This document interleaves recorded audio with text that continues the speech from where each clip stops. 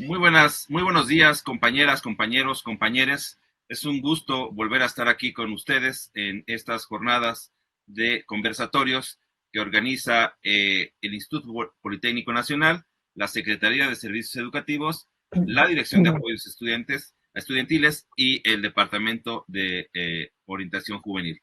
Es un gusto estar nuevamente con ustedes y para poder hablar de un tema muy importante que nos va a dar conocimiento, nos va a dar recursos para poder empezar a también exigir nuestros derechos.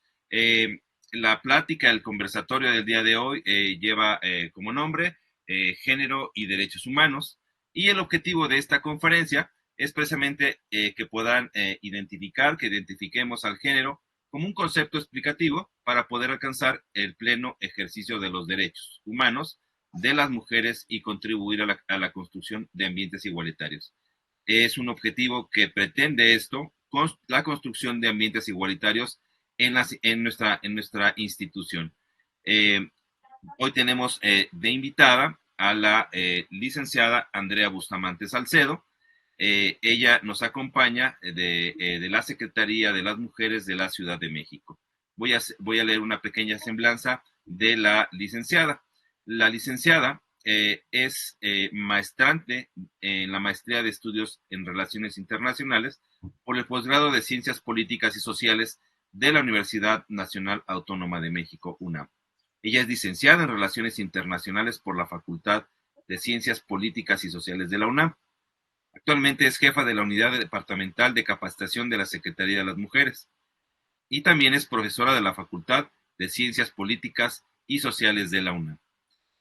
Licenciada Andrea Bustamante Salcedo, es un gusto tenerla en nuestra institución. El Instituto Politécnico Nacional le da la más cordial bienvenida. Y bueno, la dinámica es a partir de la presentación. Iremos conversando los temas del conversatorio que hoy nos va usted a compartir. De antemano, agradezco mucho su presencia y nuevamente bienvenido al Instituto Politécnico Nacional. Le doy el micrófono. Muchísimas gracias, Iván. Muchísimas gracias. Y pues saludos a todas, a todos y a todos las y los que nos vayan a escuchar. Yo les agradezco por hacer esta invitación y también por interesarse en estos conceptos que trabajamos desde la Secretaría de las Mujeres de la Ciudad de México. Justo como dijo Iván, lo que vamos a ver el día de hoy, o lo que voy a tratar de transmitirles, es el género como concepto explicativo.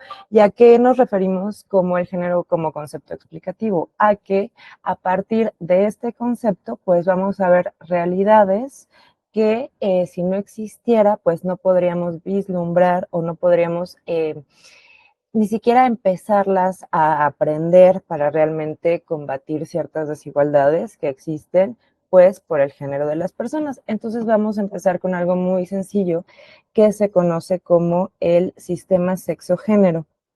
Eh, ya le doy, voy a iniciar mi presentación, entonces permítanme un segundo. Eh, Todas las personas que nos van a hacer el favor de acompañarnos, miren, el objetivo de la sesión es adquirir conocimientos sobre la perspectiva de género y los derechos humanos. Ahorita vamos a ver qué es la perspectiva de género para que ustedes eviten actos de discriminación y violencia que garanticen la protección de los derechos humanos de las mujeres, pero también lo que decía Iván, ¿no? La construcción de ambientes igualitarios libres de violencia contra las mujeres. Y esto, cuando hablamos de espacios libres de violencia contra las mujeres, en realidad son beneficios para todas y para todos y para todes, ¿no? Porque la violencia contra las mujeres, pues, es un problema de salud pública. Si quieren, después profundizamos un poquito en esto, pero como problema de salud pública no es algo que se quede al interior de los hogares, ¿no? Es algo que se expresa en la sociedad y por lo tanto tiene consecuencias para todas y para todos. Cuando en el feminismo se dice que lo personal es político, justo se habla de esta diferenciación. Antes, por muy increíble que parezca o que suene, hace pues pocos años, imagínense que en los años 70 del siglo pasado, del siglo XX, hubo una convención que se llama Convención Belém do Pará, porque así se llama la ciudad en Brasil donde se dio esta convención, y en esta convención lo que se reconoce por primera vez algo que ya todas y todos manejamos ahora, que es la violencia psicoemocional. En ese entonces, ahí en esa convención, se cataloga como violencia psicológica. Entonces se reconoce por primera vez en los años 70 del siglo pasado que existe este tipo de violencia que afecta a las mujeres. O sea, antes de eso, las mujeres tenían que presentar signos de maltrato físico para poder comprobar que eran receptoras de violencia. También se expresó esta parte en nuestro país. Por ejemplo, antes, cuando la violencia contra las mujeres digamos, se atendía desde lo familiar, tenías que ir con signos de violencia reiterada. ¿Esto qué quiere decir? Que si tú ibas y decías, oye, es que sucedió esto, me golpeó mi esposo, era como, sí señora, pero ¿cuántas veces la golpeó? Una vez, no podemos hacer nada, tiene que ser reiterada, ¿no? Tiene que ser una conducta reiterada. Entonces, bueno, también la cuestión del género es ver cómo ha avanzado el cambio de esta concepción del género, porque también vamos a ver que el género es una construcción social. Es una construcción social como pues muchos conceptos explicativos, ¿no? Por ejemplo, que atañen también a construcciones sociales, ¿no? Como, digamos, las clases sociales y el sistema económico. El género responde a un sistema específico que se llama el sistema sexo-género o el sistema sexo-genérico, que también, como cualquier sistema social, pues está jerarquizado, o bueno, como cualquier sistema social que conocemos o que vivimos, está jerarquizado. Y estas jerarquías, pues lo que hacen es que expresan conductas de poder que se manifiestan en poder.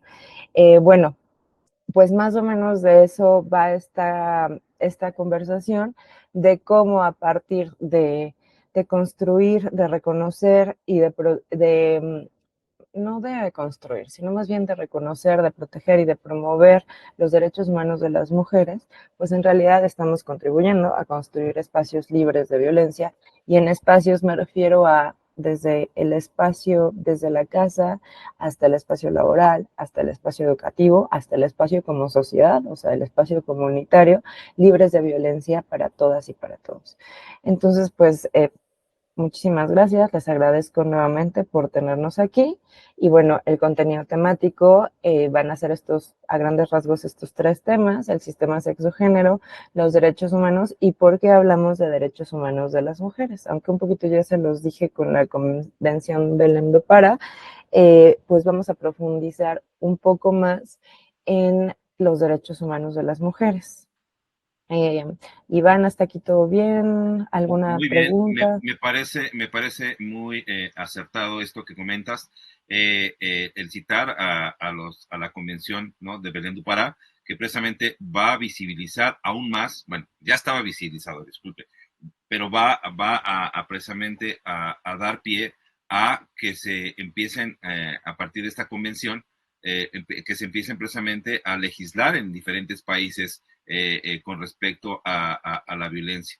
Entonces, como dices acertadamente, licenciada, esta parte en la que se problematiza, ¿no? Se pone una lupa muy grande a lo que venía ocurriendo y se empieza precisamente a dar esa atención que es necesaria para las convivencias y sobre todo para el respeto a los derechos humanos de las mujeres, ¿no?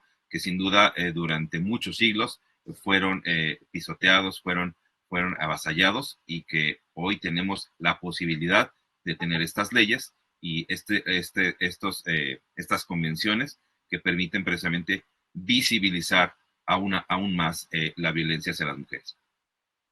Muchísimas gracias, Iván. Pues miren, vamos a hablar del sistema sexo-género primero. Antes yo quiero hacer una aclaración. Cuando hablemos del sistema sexo-género, pues vamos a hablar de hombre-mujer, masculino-femenino. Esto no quiere decir que no reconozcamos y que no sepamos que hay más expresiones sexogenéricas. Lo que sucede es que lo vamos a explicar como sistema y vamos a ver que estas disidencias se colocan generalmente dentro de lo femenino. Entonces no es reconocer ni es, digamos, acotar, sino simplemente es explicar cómo funciona este sistema y dentro de este sistema cómo se fue, digamos, pues estructurando ciertas pautas de dominación, etcétera, ¿no?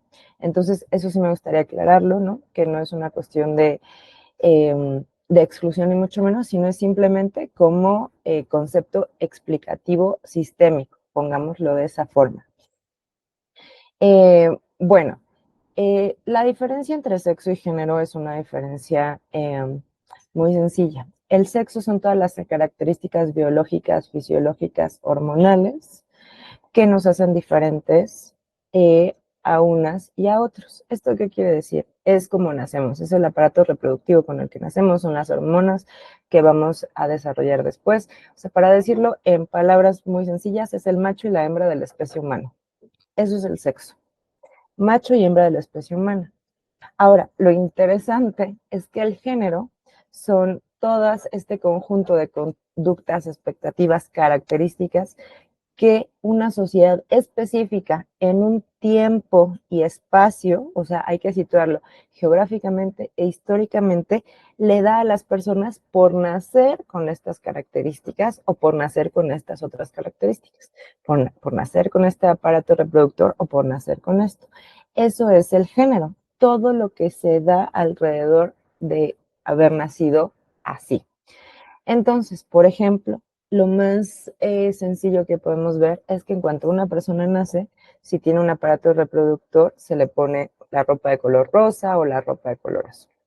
O cuando son niñas o niños, o sea, digamos, cuando entran en la infancia, eh, qué juguetes se les dan a unas personas, qué juguetes se les dan a otras. Y esto lo que hace es que se fomenten ciertas habilidades y ciertas otras habilidades, ¿no? Porque recuerden que las personas, pues, desarrollamos habilidades también a partir de lo que fomentamos, ¿no? O sea, nadie nace con, no hay un gen para saber cocinar, no hay un gen para manejar carros, estas cosas no son biológicas, no son determinaciones biológicas, son determinaciones sociales. Entonces, esto es el género, todo este tipo de conductas que se nos imponen, porque pues es la verdad, se nos imponen por haber nacido con un sexo o con otro sexo. Pero aún más allá, no solo es estas conductas, sino incluso son expectativas que se transmiten en la forma en la que sentimos, en la que somos y en la que actuamos. Algo muy que ahora se está trabajando mucho y lo cual a mí me da mucho gusto es que, como ustedes lo pueden visualizar, es acerca del amor romántico, ¿no? ¿Por qué las mujeres sentimos como sentimos el amor romántico? O lo que se conoce como amor romántico, ¿no? ¿Por qué lo sentimos de esa forma? Bueno, pues porque tiene que ver con toda una serie de instituciones socializadoras que desde que somos pequeñas nos dicen, pues, que esa es una expectativa de vida, ¿no? Que si tú alcanzas pues esa construcción de amor romántico, pues vas a alcanzar incluso la felicidad, porque si ustedes se fijan eh, pues es muy sintomático, ¿no? Cómo acaban todas las películas de Disney. Acaban en que ya las personas acaban juntas, se casan y ya, ¿no? Son felices para siempre, tú te imaginas, porque pues ahí queda, ¿no? Entonces, ese es como el fin, imagínense que incluso es un fin de vida. Entonces, el género no es solo las formas de actuar, sino incluso te pueden decir cómo sentir, cómo pensar, ¿no? Y esto sucede tanto para las mujeres como para los hombres. Y perdón, No, no, adelante. y que generan sufrimiento, ¿no? Porque si no se alcanza, hay frustración. Claro, o hay frustración si no se alcanza, ¿no? Ahorita vamos a ver eso un poquito más a profundidad, pero a los hombres se les inculca el rol de proveedor, ¿no? Que tú tienes que ser el proveedor del hogar. Pues, ¿qué sucede? Que en nuestras sociedades pasan muchas cosas. O sea, recuerden que los seres humanos no solo estamos formados por una cosa, nuestra identidad está formada por muchos sistemas que se cruzan, por el sistema económico, por el sistema político, por el sistema sexogenérico, por el sistema religioso, por muchas cosas, nuestra identidad es compleja, ¿no? Entonces, ¿qué sucede cuando te dicen que tú tienes que ser el proveedor y no lo puedes cumplir? ¿Por qué? Porque a lo mejor hubo una crisis económica o porque tú dices, ¿por qué yo tengo que proveer la mayoría del ingreso en mi casa, ¿no? Si mi pareja gana lo mismo que yo, ¿por qué no nos vamos a 50-50? O también dificulta que las personas nos lleguemos a conocer, porque pues puede haber una crisis terrible de realmente esto es lo que yo quiero o es lo que me dijeron que tengo que querer, ¿no? Entonces, bueno, tú, Iván, que eres psicólogo, supongo que esto lo conoces, pues, no supongo, lo conoces mucho Es mejor que que yo. eso es lo que lastima, eso es lo que lastima, Andrea. O sea, finalmente, al no poderse cumplir, acabas de decir algo muy importante, el no cumplir quizás con un trabajo determinado. Nosotros, tú sabes muy bien, trabajamos somos, tenemos mucha experiencia en la formación de ingenieros, pero que muchas veces no tiene que ver con la capacidad de nuestros egresados, sino tiene que ver con el sistema político económico que a veces no permite, y no lo permite porque porque hay todo un sistema que no va a generar empleo y que no va a dar el sueldo que ellos se merecen. El problema es que algunos ingenieros e ingenieres, se frustran porque no tienen el trabajo que en algún momento pensaron que iban a tener. Y esto también atraviesa, lo estaba pensando, esto también atraviesa el género, ¿no? ¿Cómo voy a ser capaz de dar o ser proveedor si no tengo el trabajo? Y eso es lo que no cuestionamos o no cuestionan o no estamos acostumbrados a cuestionar.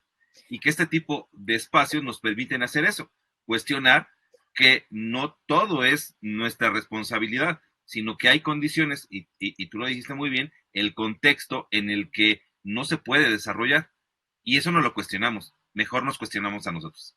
Claro, sí, porque pues parte pues, de este sistema, sobre todo yo diría, pues de estas, digamos, intersección de todos estos sistemas, ponen la mayor parte de la responsabilidad en el individuo en vez de en la sociedad, ¿no? Entonces tenemos que empezar a ver, analizar las cosas en su conjunto y no en la individualidad, porque la realidad es que en lo individual no vamos a resolver, por ejemplo, los roles y estereotipos de género, ¿no?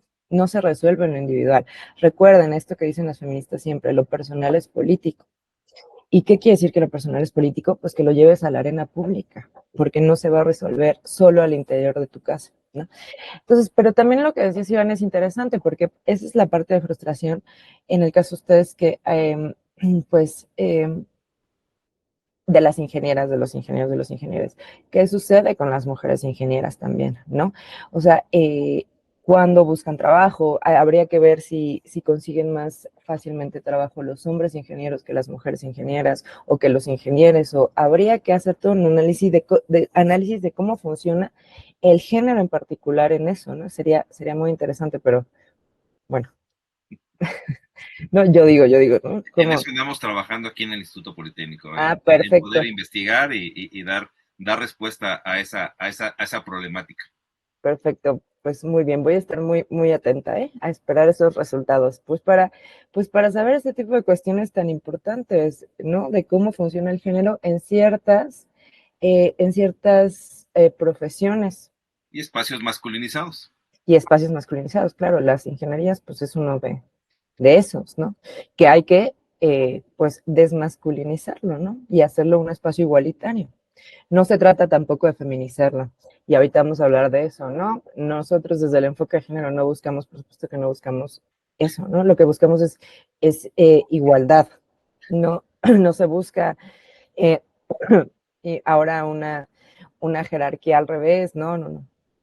Bueno, voy a seguir un poquito con esto por las cuestiones del El tiempo, tiempo adelante. pero pues bueno, a partir de estas conjunto de conductas, expectativas, etcétera, pues hay algo que se llama roles y estereotipos de género, que en un momento vamos a profundizar en ellos, pero antes voy a regresar al sistema sexogénero, que es la base para entender toda la problemática sexogenérica. Recuerden que estas contribuciones del sistema sexogénero, el concepto de género, etcétera, también son de los años 70 del feminismo, en particular del feminismo estadounidense. Hay que reconocerlo, siempre hay que dar el crédito. Y lo que dicen es que es una organización social jerarquizante, pues como la mayoría de las organizaciones sociales que conocemos, ¿no? Y que vivimos. Pero estas jerarquías van a estar basadas justo en las características biológicas que crean realidades sociales en una sociedad de un periodo histórico específico. ¿Esto qué quiere decir? Que los sistemas sexogenéricos no son iguales en todas partes, yo sostengo que nosotras y nosotros y nosotres vivimos el sistema sexogénero judeocristiano por muchas cuestiones, ¿no? Por muchas cuestiones históricas, por la colonización, por etcétera, pero que tampoco lo vivimos como en las sociedades occidentales. Yo también soy de la postura de que nosotras somos una sociedad occidentalizada, más no occidental, ¿no? Entonces, también tenemos particularidades porque también tenemos rezagos del sistema sexogenérico, o sea, rezagos como remanentes del sistema sexogenérico mexica en particular, ¿no? Pero este sistema judeocristiano sí es el que se ha expandido, digamos, a mayor parte del mundo. Eh, pero responden a sociedades y periodos históricos determinados. El ejemplo que a mí me gusta siempre poner e invitarles a pensar es que ustedes reflexionen sobre si es lo mismo ser mujer ahorita que ser mujer en la época de sus abuelos. O si es lo mismo ser hombre ahorita, cómo expresan sus masculinidades, su forma de vestir, etcétera, o que en la época de sus padres, de sus abuelos. Yo el ejemplo que pongo es simplemente gran parte de su vida mi abuela no pudo votar. No era considerada una ciudadana, era considerada pues una persona que no tenía derechos civiles ni políticos, ¿no? Entonces imagínense la gravedad, porque son dos generaciones hacia atrás. Bueno, ya en el caso de quien nos escuchen son como tres o cuatro generaciones hacia atrás, ¿no? Pero de todas formas, en cuanto a historia de la humanidad, es un periodo temporal muy corto.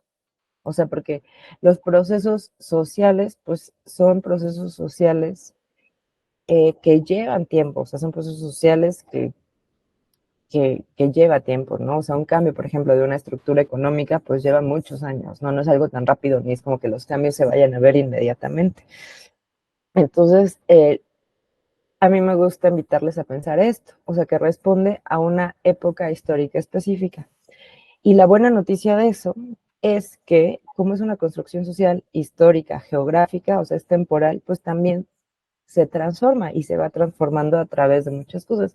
Y una de las formas en que estos sistemas se transformen, pues es la movilización o la resistencia, ¿no? Depende como la postura de cada quien, pero sí es la movilización, la resistencia. Entonces, ustedes pueden ver esa expresión o esa respuesta a este sistema sexogenérico que tenemos el día de hoy a través de las marchas del 8M. Si pudieron o si alguien pudo ir a la última marcha del 8M, verla, pues fue la más grande, o sea, fue algo histórico, éramos miles y miles de mujeres marchando en la Ciudad de México, en otros estados de la República, etcétera, ¿no? Bueno, pues, ¿qué nos quiere decir eso? Que hay inconformidad con este sistema sexogenérico, con esta estructura social jerarquizante. ¿Y cuál es la expresión de una estructura social jerarquizante? Pues relaciones de poder. Relaciones de poder asimétricas. ¿Por qué asimétricas? Porque es una jerarquía. Entonces alguien va a tener mayor cantidad de poder y alguien va a tener menor cantidad de poder. Y que estas condiciones asimétricas, pues bueno, hace que las personas ejerzan mecanismos de control con éxito sobre otras personas. ¿Cómo se ve estas relaciones de poder inequitativas o asimétricas? ¿Cómo se ven? Porque a veces hay formas muy sutiles en algo que se llama micromachismos o machismos cotidianos. Una forma de poder es el acoso que se les da a las mujeres en el transporte público. ¿Ustedes por qué creen que el metro de la Ciudad de México o el metrobús o los trolebuses, que nadie respeta el área para mujeres del trolebús, pero bueno, eso es otra historia, ¿por qué creen que hay esa separación? Porque la mayoría de las mujeres y pues quienes nos estén viendo, las mujeres que nos estén escuchando, que nos vayan a escuchar, no me dejarán mentir de que la mayoría de las mujeres hemos tenido alguna experiencia de acoso sexual en el transporte público. Entonces, esto que hace el gobierno es una intervención que se conoce como acciones afirmativas, que es como pues tratar de nivelar la balanza a través de políticas públicas o nivelar la balanza. La verdad es que pues esta separación se ha tenido pues buenos resultados. Se realiza porque hay una situación muy concreta. Pero más allá de que las políticas públicas del gobierno para, digamos, para combatir estas discriminaciones hacia las mujeres, lo que te quiere decir esta expresión es que los hombres consideran que el cuerpo de la mujer es se cosifica, pues es una cosa, o sea, una cosa que yo puedo tocar, que yo puedo, ¿no? ¿Y por qué? Porque hay relaciones de poder. Entonces, así se ven las relaciones de poder. O sea, las relaciones de poder se ven cuando se ejerce control sobre otras personas.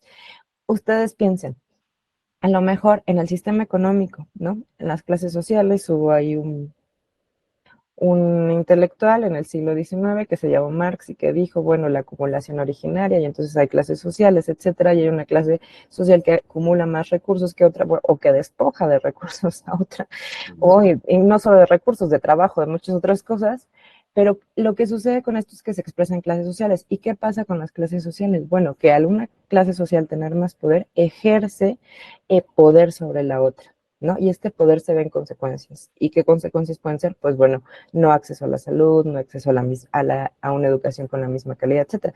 Que por supuesto, para eso sirve el Estado y por eso tiene que intervenir el Estado, para que realmente estas asimetrías de poder pues no tengan consecuencias sobre la vida de las personas, ¿no? Bueno, pero bueno, esa es otra situación. Pero un poco es para ejemplificar cómo se da el poder. La expresión máxima, eh, bueno, de las expresiones máximas de poder que se le puede hacer de un hombre a una mujer es la violación, porque la violación es despojarte de toda, digamos, de todo tu cuerpo. Por eso muchas feministas como la Rita Segato relacionan el cuerpo de las mujeres con el territorio, digamos, porque es como este espacio de invasión, ¿no? Cuando invaden tu cuerpo, etcétera, ¿no? Entonces, como la violación funciona como fenómeno también de control. Y fíjense, yo el otro día estaba leyendo un artículo eh, que hablaba de la violación en una cárcel en Costa Rica, ¿no? En una cárcel de hombres. Y cómo las violaciones que sufren los hombres por otros hombres generalmente son hacia los hombres que tienen características femeninas.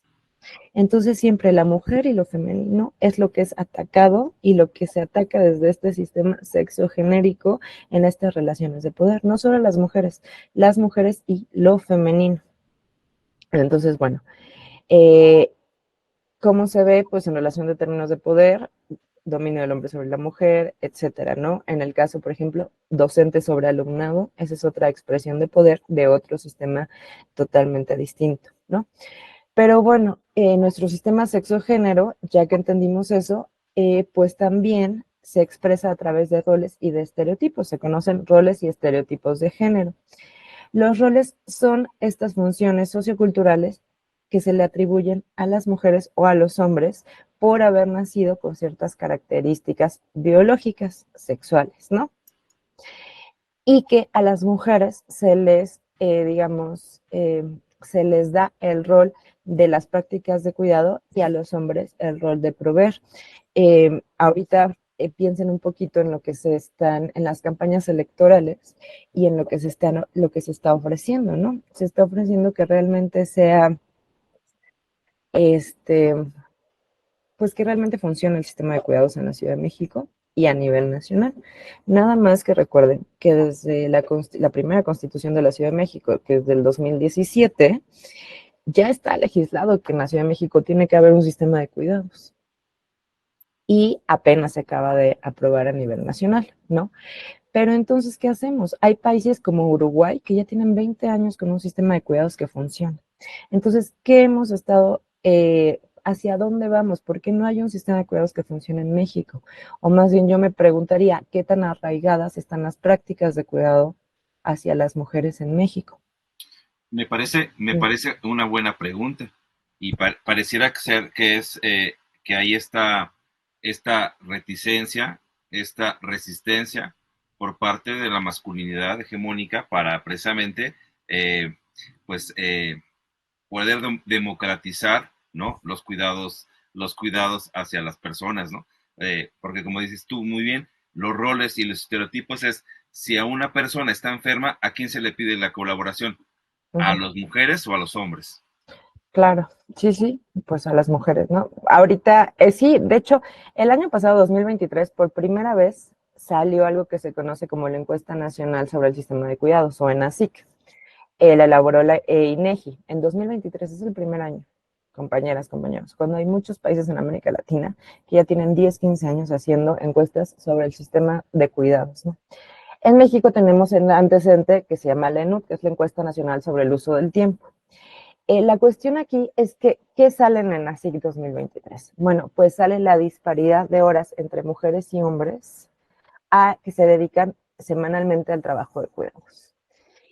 No recuerdo bien los datos, pero si no me equivoco es más o menos como de un tercio, o sea, como un tercio del tiempo que usan las mujeres en una semana al trabajo de cuidados es lo que utilizan los hombres. Entonces, ¿qué sucede con estas mujeres que dedican todo este tipo de horas de tiempo al trabajo de cuidados? Bueno, sucede que, bueno, pueden suceder muchas cosas, ¿no? Las más graves es que las mujeres no puedan desarrollarse plenamente como su personalidad por el trabajo de cuidados. O sea, inclusive tú no puedes estudiar porque te tienes que quedar en casa a cuidar a un familiar, etcétera, ¿no? O dejar de estudiar o dejar de trabajar, o las dobles o triples jornadas laborales, que es además de desempeñarte en el mercado laboral, llegas al hogar y desarrollas otra jornada laboral, ¿no? Que es el trabajo de cuidados de las hijas, los hijos, las tareas, las personas enfermas, etcétera.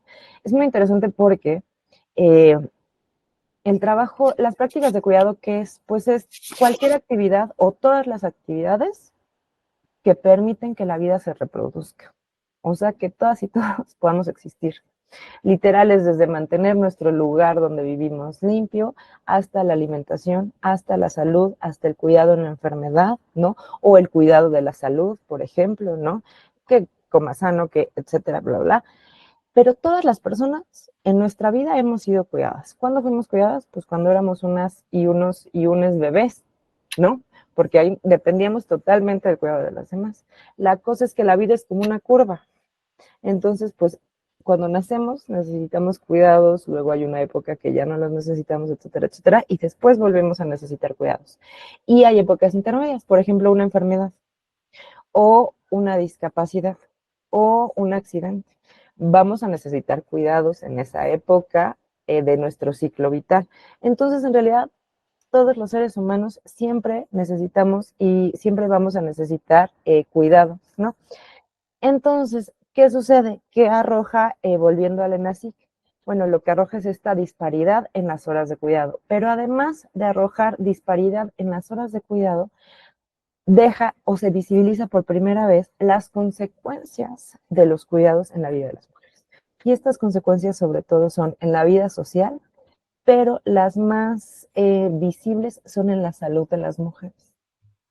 O sea, hay consecuencias en la salud mental, hay consecuencias digamos, en la cantidad de estrés que viven las mujeres, en las depresiones que viven las mujeres, en todo este tipo de situaciones y que también se traslada a la salud física, enfermedades por estrés, enfermedades por ansiedad, enfermedades por cansancio crónico.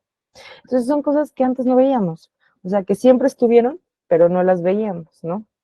Y bueno, eso tiene que ver con otras discusiones, que es como el rol de la maternidad y por qué ahora la maternidad se da en una etapa de la vida de las mujeres más, pues más cuando las mujeres somos más grandes, etcétera, ¿no? Y se les Pero, critica, exacto, se les critica si no cumplen con ese rol.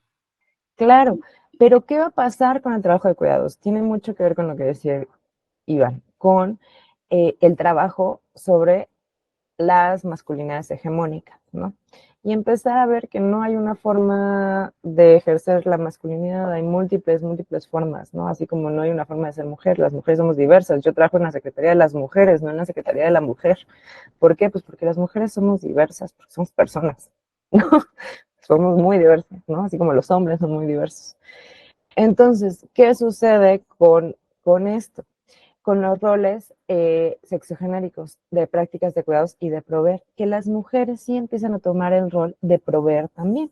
Si se fijan, en la mayoría de los hogares hay al menos dos ingresos, dos ingresos. La cuestión es que las mujeres entran al rol de para proveer, pero no abandonan el rol de prácticas de cuidado. Y los hombres no abandonan el rol de proveer, pero no entran a las prácticas de cuidado. Entonces, eso es lo que hay que empezar a atender, ¿no? ¿Cómo cambiamos esto? Ahora, de lo que se está hablando, aquí hay un curso, de hecho, en la plataforma digital de Ser Mujeres Digital sobre masculinidades y sobre paternidades corresponsables. De lo que se está hablando es eso, de la corresponsabilidad. No se habla de que ahora se suplante, ni mucho menos, no. Se habla de que las personas, cuando estamos en relaciones, seamos corresponsables con otras mujeres o con otros hombres. Se trata de una corresponsabilidad. Y por supuesto que eso tiene que atravesar muchas cosas. Por ejemplo, bueno, ese es mi punto de vista. El, la licencia de paternidad para los hombres en la Ciudad de México era de 5 días. Ahora ya se amplió a 10 días hábiles, ¿no?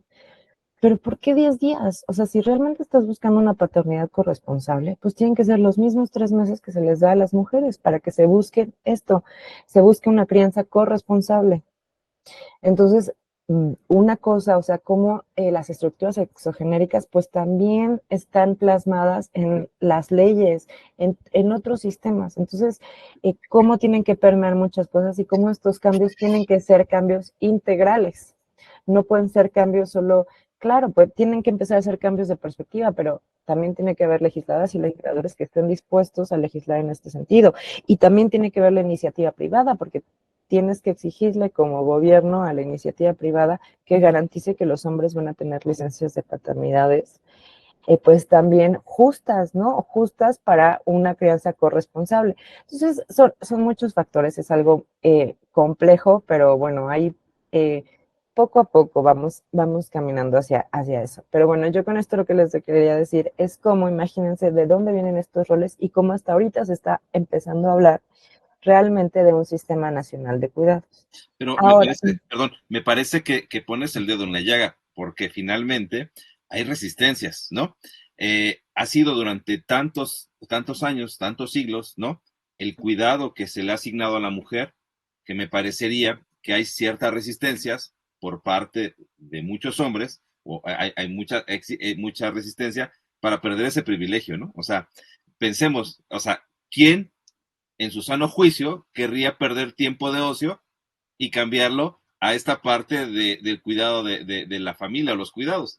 Por eso ujú, me parece que como lo que está pasando a nivel mundial, no me quiero salir nada más, es como no, esta parte, como lo que está sucediendo a nivel mundial. Está habiendo un reacomodo a nivel geopolítico, donde antes había una unipolaridad, hay multipolaridades. Entonces, es interesante, me parece que también eso está pasando a nivel de lo personal y de lo político, ¿no?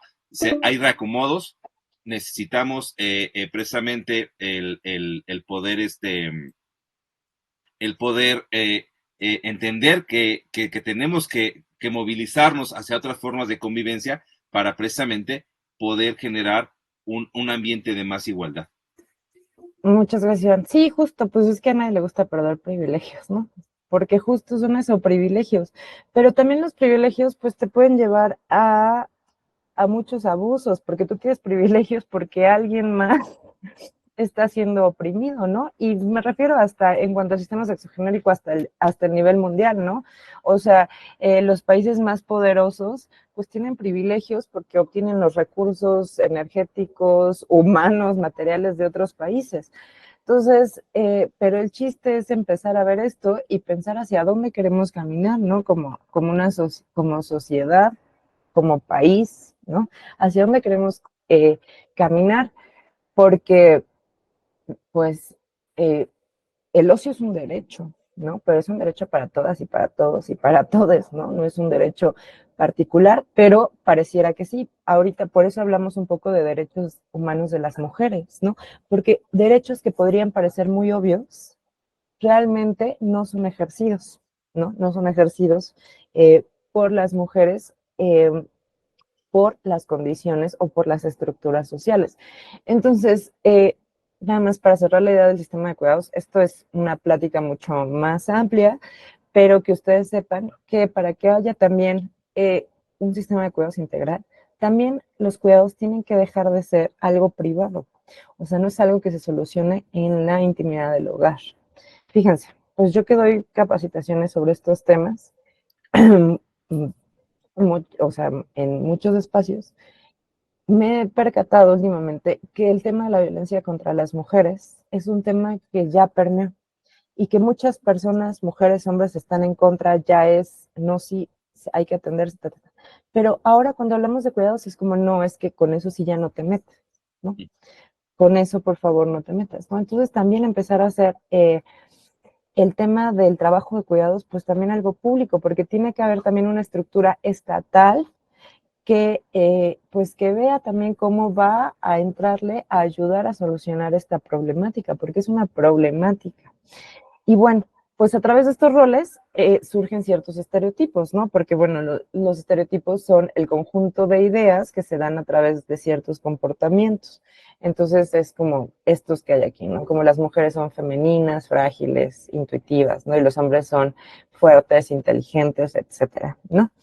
Entonces yo siempre digo aquí, bueno, pues las mujeres no es que sean, por ejemplo, cariñosas, ¿no?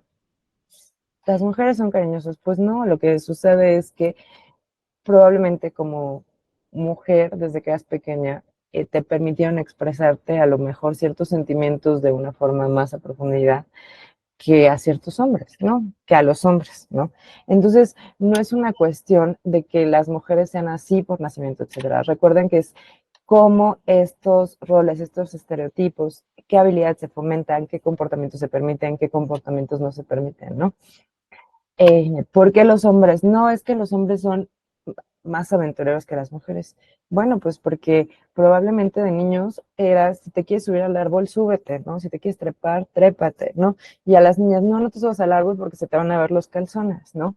O sea, entonces son ciertas cosas que se van reprimiendo en unas y en otros. Y esto no quiere decir que los hombres sean, que sea culpa de los hombres ni que sea culpa de las mujeres, es culpa de un sistema. Y todas y todos formamos parte de este sistema, nacimos en este sistema. Así que todas y todos vamos a reproducir ciertos roles y estereotipos de género. Lo interesante es ver qué vamos a hacer con eso y si los vamos a empezar a reconocer verdaderamente y a trabajar sobre esto, entender de dónde viene, o si realmente no vamos a hacer nada, ¿no? O vamos a decir, bueno, yo tengo privilegios, quiero seguir con mis privilegios, ¿no? También es una postura, ¿no? O sea, esto se trata de postura. Y bueno, ya como último ejemplo que les traía de esta primera parte, era un dato que a mí me parece muy revelador de cómo cambian, de cómo se ha manifestado el género como en términos históricos en México, es esto, que la primera institución de educación superior para mujeres fue la Escuela Normal de Maestras en la Ciudad de México. Y fíjense, otra vez volvemos al rol de cuidados, ¿no? Y la primera institución universitaria fue, o de educación superior en México, fue la Real y Pontificia Universidad, inaugurada pues, poco después de la conquista, bueno, no, en 1553, donde solo podían ir hombres, ¿no? Entonces, fíjense como en esta disparidad de siglos en el que las mujeres pudieron estudiar, digo, los hombres pueden estudiar y las mujeres no pueden estudiar, ¿no? Si no solo piensen en Sor Juana, ¿por qué pudo estudiar Sor Juana? Pues bueno, no, porque se metió, se enclaustró, literal, ¿no? Para poder seguir estudiando. Entonces vean cómo estas diferencias estructurales de poder se han manifestado. Y esto, por supuesto que tiene rezagos hasta el día de hoy, ¿no? Y estos rezagos se pueden ver en qué licenciaturas escogen las mujeres, qué licenciaturas escogen los hombres, por qué motivos hay deserciones escolar de las mujeres a nivel secundaria, preparatoria, por qué motivos hay deserción escolar de los hombres a nivel secundaria, a nivel preparatoria, por qué son diferentes estos motivos. Y lo que nosotros decimos es que se tiene que atender de forma diferenciada. O sea, tú no puedes, no son las mismas razones por las que unos desertan y no son las mismas razones por las que otras desertan, ¿no? Entonces, estas cosas hay que atenderlas de forma diferenciada, ¿no? Porque cada quien, por estas estructuras, tiene necesidades, eh, pues, diferentes. Y esto tiene que ver con otra cuestión que se llama brechas de género, que no es motivo de la plática del día de hoy, pero un poco nada más para que sepan, por si alguien gusta investigar un poquito más, que sepan de estas consecuencias, cómo se ven en términos reales también. Y bueno, Iván, aquí es ya el resumen, ¿no? De los roles de género entre mujeres y hombres. Y bueno, también eh, la socialización del género, o sea, todo lo que yo les he venido diciendo hasta el día de hoy, se da a través de algo que llamamos instituciones socializadoras. Las instituciones socializadoras, pues la más básica es la familia, ¿no? Pero no es la única. O sea, nuestro rol de género no solo es el que nos dice nuestra familia, ¿no? Sino también es el que aprendemos en la escuela, también es el que aprendemos en el trabajo, el día de mañana cuando ustedes trabajen, ¿no? Pero también es el que nos dicen los medios de comunicación, en el que nos dicen las religiones, etcétera, ¿no? Ahora que estamos en un contexto educativo, hay algo que se llama el currículum oculto, que bueno, todos los profesores conocen, pero hay algo también que se llama el currículum oculto de género. Entonces es como estas prácticas que tienen las y los docentes, pero que también tiene, digamos, toda la institución en general, estas prácticas que reproducen ciertos roles y estereotipos de género. Y si no, la forma más fácil de verlo o de pensarlo es en una secundaria o en una preparatoria cómo utilizan el espacio común las mujeres y cómo lo utilizan los hombres, ¿no? ¿Dónde se posicionan los hombres? Generalmente se posicionan al centro de las canchas, ¿no? Jugando o al centro del patio, jugando, siendo como en esta actitud activa, mientras que las mujeres se colocan a los alrededores, generalmente como en actitudes pasivas, sentadas, etcétera. Y esto, pues bueno, tiene muchas cosas que ver, ¿no? Yo lo pienso en mi caso, yo hasta que estoy en la preparatoria, mi uniforme era llevar falda. Y el problema de la falda es que pues no te deja hacer muchas cosas, ¿no? No es que, o sea, a mí me gustan las faldas, no tengo nada en contra de las faldas, pero me refiero a que cuando eres estudiante así, pues te impide correr, te impide jugar, te impide aventarte, te impide, o sea, sí hay ciertas cosas este, que te impiden, ¿no? Entonces, pensar eso, cómo se expresa el género en nuestra vida estudiantil, también identificar estas cosas y empezar a cambiarlas, empezar a proponer, ¿no? Empezar a proponer, pues, ¿por qué no? Tiempos para utilizar la cancha para las mujeres, tiempos para los hombres, tiempos mixtos, tiempos, o sea, no sé, empezar, yo no tengo la respuesta, empezar a pensar en nuevas formas de manifestar el género en nuestra institución. Y pues eso es a lo que yo las y los invito, ¿no? Eh, el día de hoy traía unos videos que desafortunadamente no se pudieron ver por una cuestión del internet donde yo me encuentro, pero es un video muy interesante que se llama Inspirando al futuro sin estereotipos. Es un ejercicio que se hizo con unas niñas y niños en Gran Bretaña de cómo se reproducen los estereotipos desde que son pequeños. Y después el que me interesaba mucho que vieran era este que se llama Roles sin Género, que es de unas periodistas uruguayas, creo que es uruguayas o argentinas, no sé, me matarían los uruguayos o argentinos, pero la verdad yo me confundo mucho en los acentos.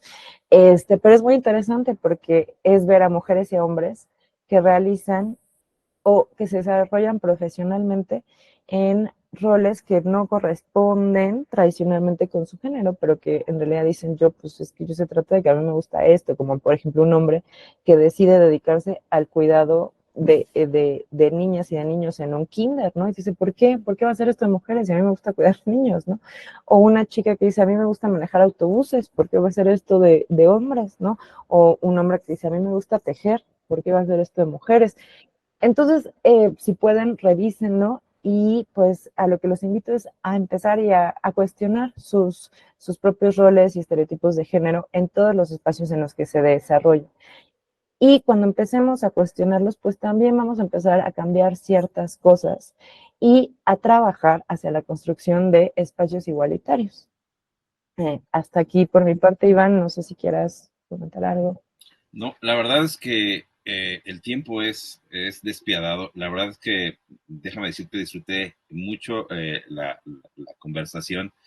La verdad es que el poder entender, el poder problematizar de dónde vienen estas formas eh, que estos guiones de vida que nos imponen a partir de estos dispositivos, diría Michel Foucault, la familia, la escuela, ¿no? En los medios de comunicación. Creo que si lo reflexionamos en ese sentido, podríamos, ¿no? Disminuir un poco el sufrimiento o la ansiedad. A mí me toca trabajar con eso en los espacios aquí en el Politécnico, con los compañeros politécnicos. Y una de las formas de sufrimiento es esa, o sea, es que tengo miedo a no desenvolverme bien en el trabajo. Digo, pues espérate tantito, este trabajo te tiene que capacitar, ¿no? Ujú. O siento que no voy a poder hacer esto y espérate tantito, ve precisamente, cuestiona esos roles y ve trabajándolos para que tú puedas ir atendiendo esto. Con lo que decías, aquí en el Politécnico tenemos a la primer mujer ingeniera, ¿no? Que precisamente era la hija de este muralista mexicano, ¿no? Diego Rivera, y de su pareja, ¿no? La señora Marín. Y ella fue la primera ingeniera que salió de la ESIA, que es la Escuela Superior de Mm. Ingeniería, ¿no? Y que se atrevió a romper esos esquemas. Imagínense en los años 30, ¿no? Finales, principios de los 40. Entonces, en el Politécnico tenemos estas compañeras que han sido, ¿no?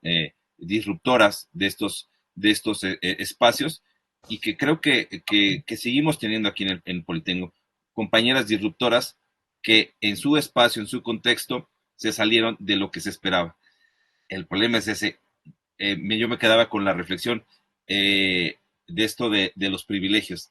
Me parece que va a haber una lucha importante, no me refiero a bélica, ¿no? Sino lucha en cada uno de nuestros contextos para poder democratizar y poder precisamente el poder hacernos más conscientes y también como hombres desprendernos de privilegios que tenemos y que me parece que algunos no están dispuestos a poder trabajar. Entonces, es una tarea muy, muy importante y creo que este tipo de conversatorios con tu excelente plática, creo que nos va a permitir llegar a esto. No sabemos cuánto, pero lo importante es que lo estamos haciendo. No, no es cuánto nos tardemos, sino que lo podamos hacer y creo que esto abona un poquito a nuestras instituciones. Andrea, la verdad que, licenciada Andrea, muchas gracias. No, no, no, ¿y de qué? Muchas gracias. Esperemos que no sea la última vez que nos pueda usted acompañar y que podamos tener el privilegio de seguir escuchándola. Yo disfruté mucho, en lo personal disfruté mucho el conversatorio, la plática, y No, te muchas pedimos gracias. encarecidamente que nos puedas volver a acompañar en otro Claro que sí, momento con más mucho y gusto, ¿no? con muchísimo gusto. Entonces, muchas gracias. Y también para los compañeros, las compañeras, compañeres que nos están viendo, el poder cuestionarnos, el poder problematizar estos guiones que nos lastiman y que nos dañan. Muchas gracias. Estén pendientes del próximo